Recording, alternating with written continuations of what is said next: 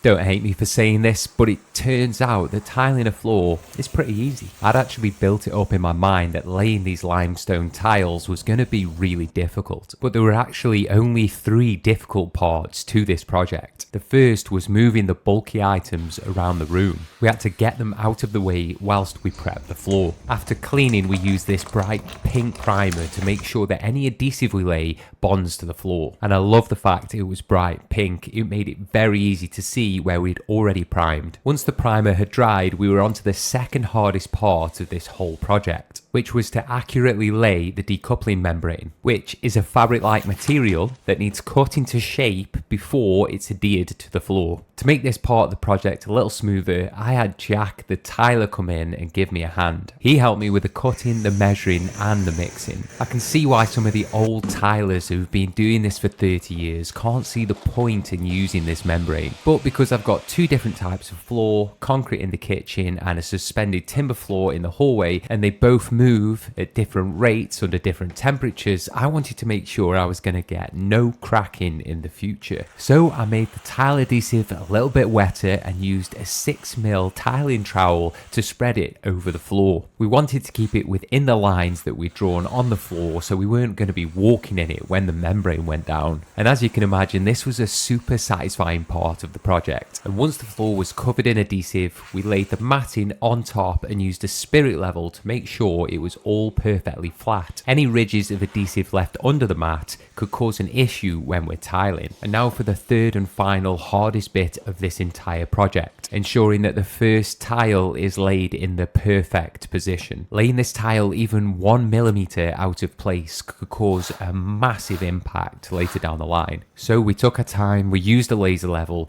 we made our measurements, and Jack showed me how he screeded the floor ready for the first tile. And you might notice that because we're joining 2 rooms, we've had to put an expansion gap in this tile too. So let me know in the comments, would you have used this decoupling membrane, and would you have cut the first tile for an expansion joint? And as always, make sure you like and follow to see part 2.